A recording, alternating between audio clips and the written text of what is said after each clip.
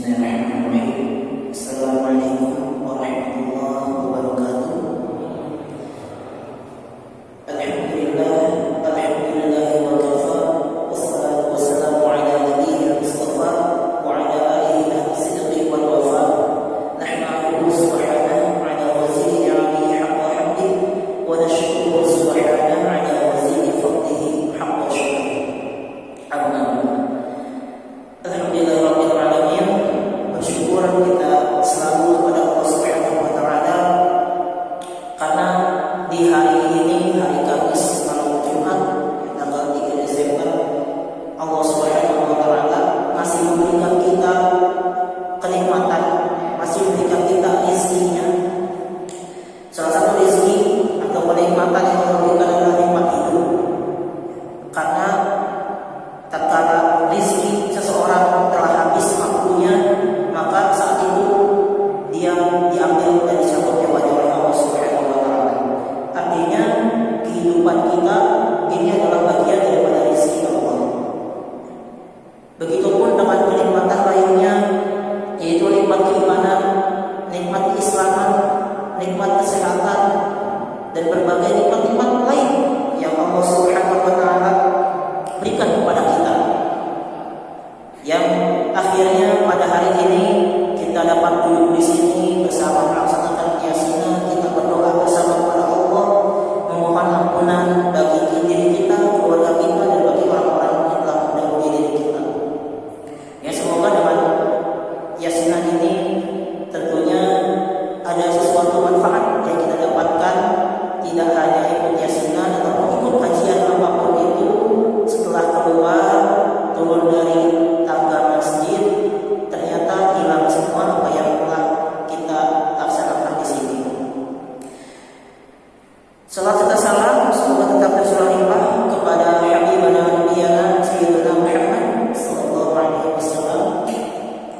Beliaulah satu-satunya manusia yang sempurna, satu-satunya manusia yang tidak ada celah pada dirinya, satu-satunya manusia yang Allah Subhanahu wa taala turunkan sebagai penyempurna dari rangkaian sejarah umat manusia. Bahkan di dalam suatu hadis, Rasul ketika ditanya, "Wahai Rasulullah, di manakah posisimu sebagai seorang nabi?" Maka Rasul menjawab, "Saya hanyalah ibarat sebongkah batu yang menutupi lubang kecil dalam bangunan." Apa maksudnya? Bahwa Rasulullah SAW ingin menunjukkan kepada kita bahwa bangunan Islam ini sudah sempurna sejak pertama kali Nabi Adam diutus ke muka bumi hingga terakhir ditutup oleh Rasulullah SAW sebagai penyempurna daripada para nabi. Yang artinya tidak ada syariat, tidak ada kebenaran, tidak ada lagi jalan yang benar sebaliknya dibawa oleh Rasulullah SAW dalam pandangan agama Islam. Begitu pula dengan para sahabatnya, tabi'in tabi'in, tsumma amsal. Semoga kita yang hadir di sini, duduk di sini, selalu salat berjamaah, itu merupakan langkah kita untuk bersama-sama mengikuti jalan Rasulullah, jalan agama Islam, untuk menyempurnakan keislaman kita kepada Allah Subhanahu wa taala. Hadirin yang dirahmati Allah Subhanahu wa taala, pada kesempatan ini saya mohon izin untuk menyampaikan beberapa hal yang penting terkait mungkin melanjutkan tentang sejarah. Namun sebelum masuk ke sana, ada sedikit cerita. Pada tahun sekitar 2017, kalau tidak salah sekitar 2017, di Bandung saat itu Masjid Salman ITB, mungkin ada yang pernah ke Bandung, sedang membuka merekrut kembali guru-guru les, guru tahsin dan banyak pengurus lainnya di Masjid Salman ITB. Saat itu saya dengan teman-teman saya ikut-ikut coba mendaftar, mau tahu seperti apa sih tes di menjadi guru privat, menjadi guru les di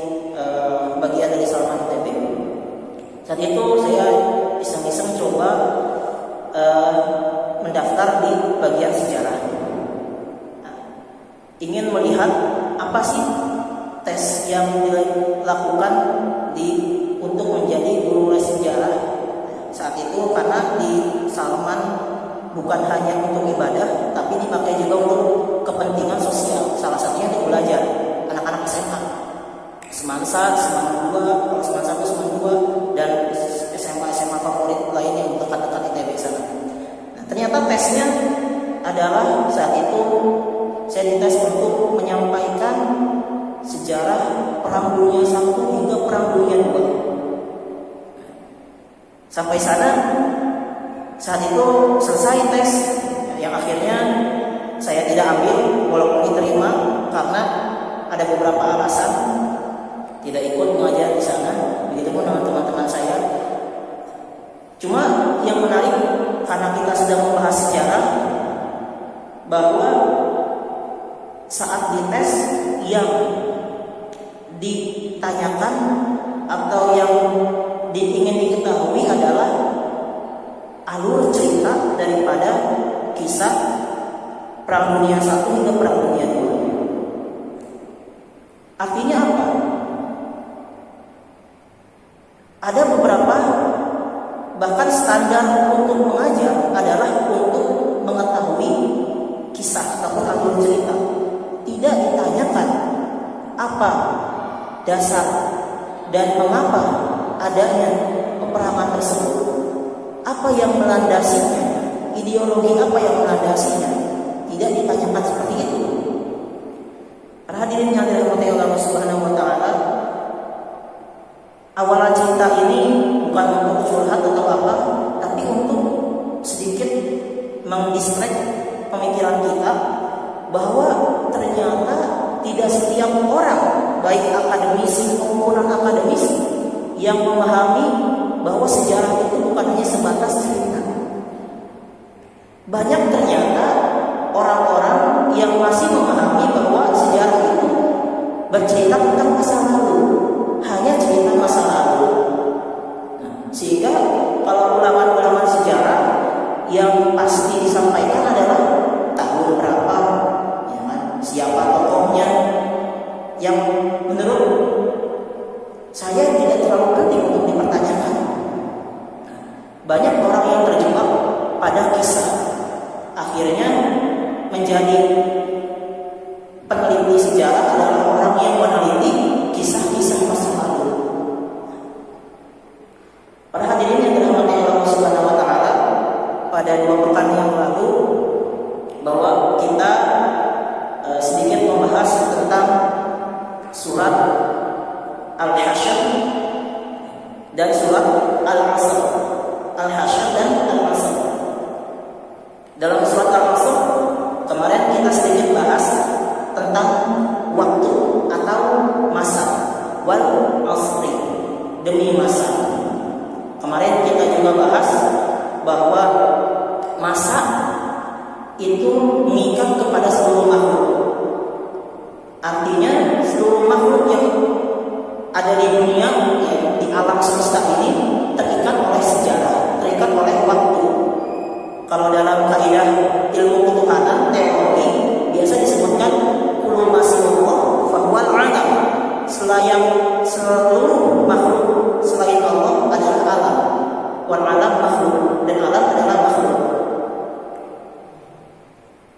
Kemarin juga artinya mulai dari penciptaan alam semesta hingga terjadinya kehancuran alam semesta itu adalah bagian daripada sejarah. Begitupun dalam surat Al-Hasyr yang sering kita dengar, ya ayyuhalladzina amanu taqullaha wal tanzur nafsun ma qaddamat lighad. Kemarin juga kita sedikit singgung bahwa ternyata Allah Subhanahu wa taala sudah menyampaikan tentang sejarah, bahwa sejarah itu mengikat waktu, masa lalu, masa kini, dan yang akan datang. Dengan dari kata wal tanzur nafsun ma qaddamat lighad. Di sana ada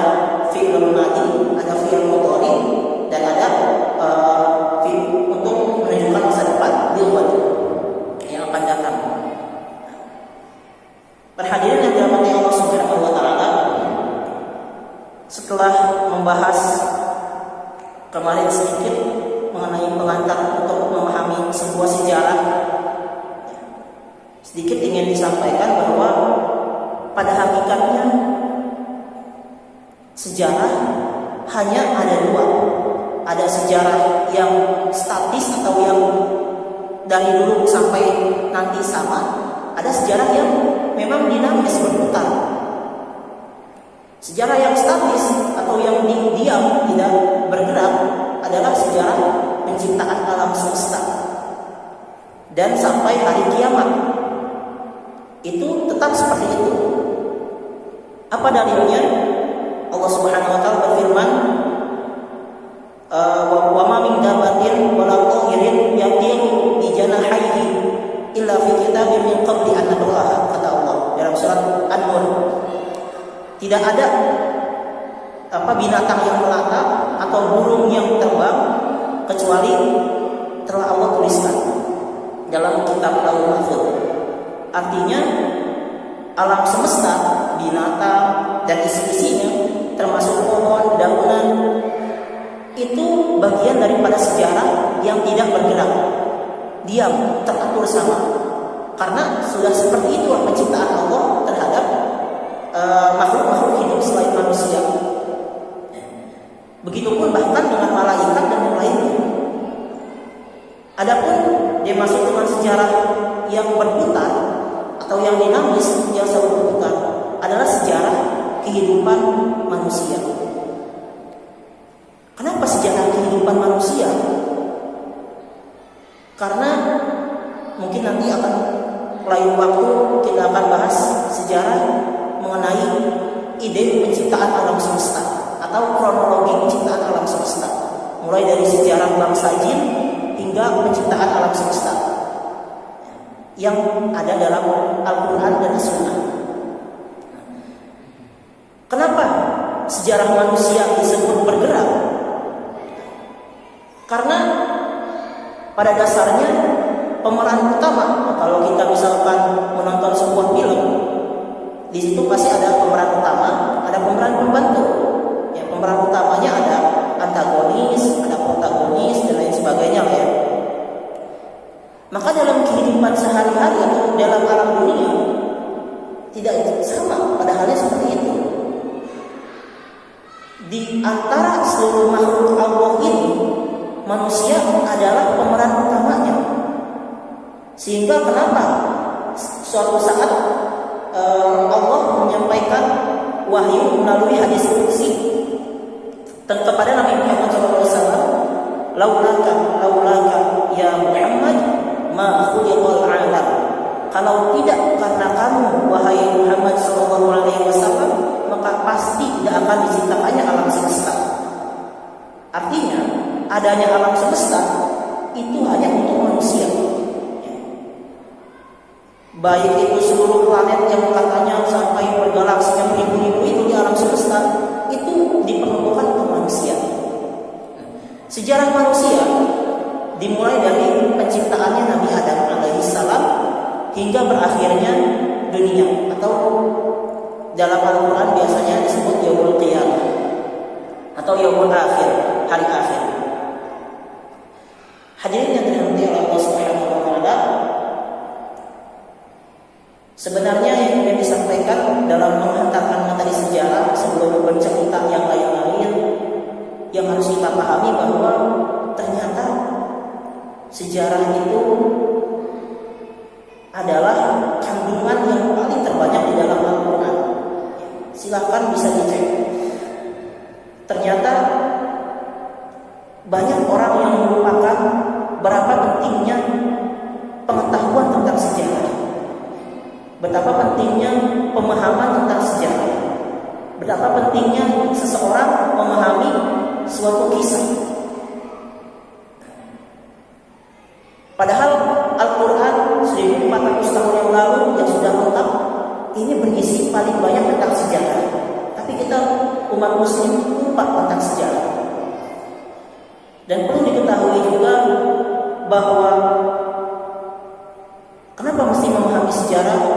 Karena seseorang bisa berubah drastis tatkala memahami sejarah. Bahkan suatu negeri bisa berubah dengan drastis tatkala masyarakatnya paham siapa sejarah atau apa sejarah mereka. Hadirin yang dirahmati Allah Subhanahu wa taala, Jerman pada saat kekalahan Perang Dunia I itu sudah menjadi negara yang hancur, negara yang miskin, utangnya di mana-mana. Tapi apakah fakta menarik yang terjadi pada Jerman saat diangkatnya Hitler menjadi pemimpin? Yang menarik adalah Hitler bukan orang yang jenius. Hitler bukan orang yang berbadan besar, kekar, enggak. Orangnya bahkan untuk ukuran Eropa kecil. Tapi kenapa dia bisa mengubah Jerman dalam waktu singkat? Tidak sampai 10 tahun bisa menjadi negara adidaya dunia. Apa yang diangkat oleh Hitler adalah sejarah.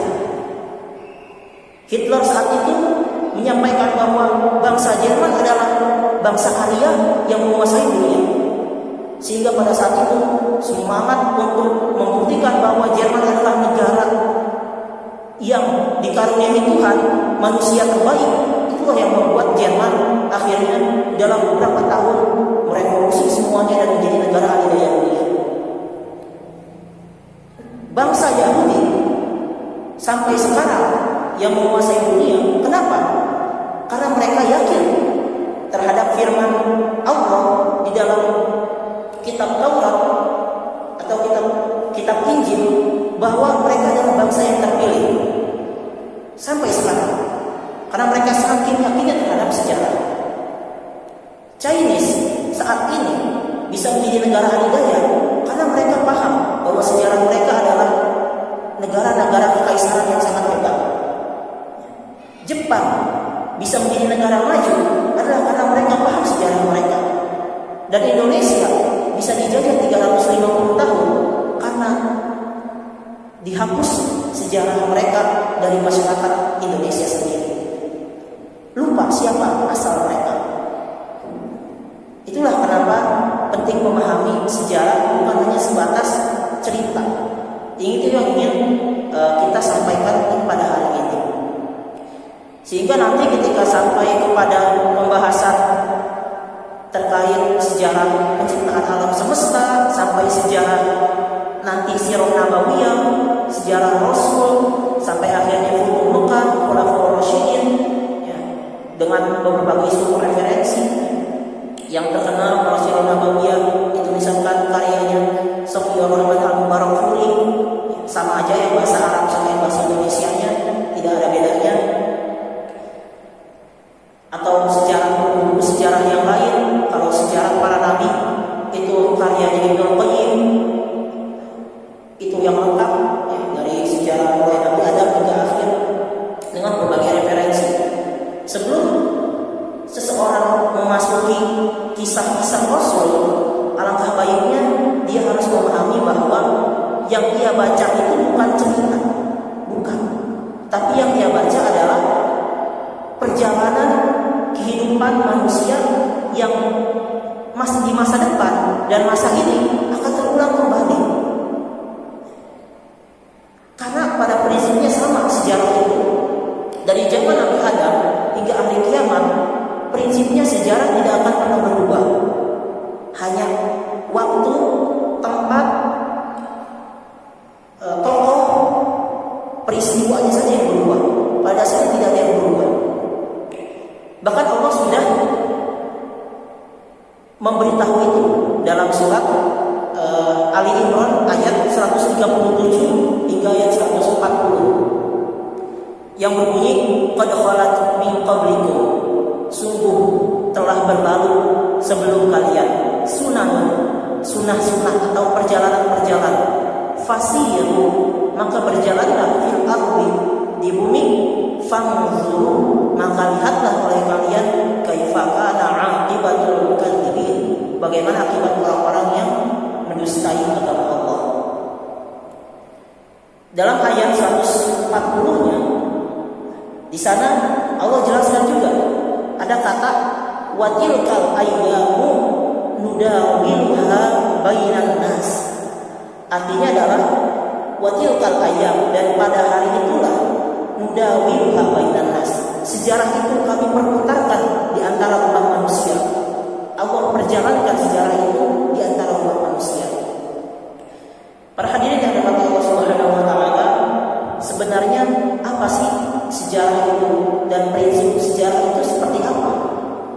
Menurut Al-Qur'an, pada dasarnya dalam surat 3 ayat 137 tadi Allah jelaskan, "Fanzuru, maka lihatlah kaifa kana 'aqibatul mukadzibin." Bagaimana akibat orang-orang yang mendustai agama Allah. Dari ayat 140-nya Allah menjelaskan tentang orang-orang yang mengikuti ajaran agama Allah. Artinya, sejarah hanya ada dua. Perjalanan sejarah dari mulai Nabi Adam diturunkan hingga akhir kiamat ada dua, yaitu pertentangan antara al-haq dan al-batil. Tidak pernah berubah sampai kapanpun. Dan seperti itulah prinsipnya. Saat Rasul diutus, maka pada saat itu kebatilan, kemusyrikan, kekufuran akan diberantas. Dan pada saat Rasul telah wafat, maka saat itu kebatilan akan naik kembali. Karena pada dasarnya sejarah hanya perputaran antara kekuasaan kebenaran yang orang-orang yang mengikuti agama Allah atau orang-orang yang menentang dakwah dari agama Allah. Hanya itu saja.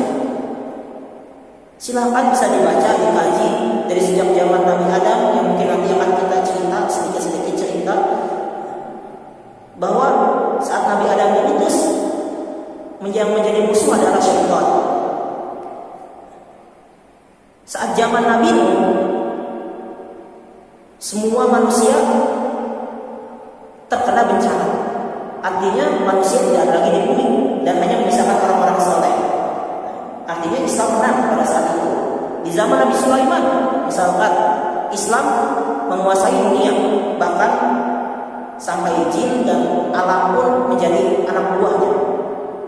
Dan pada saat itu berarti orang-orang yang menentang agama Islam berada di kekuasaan Nabi Sulaiman. Setelah itu,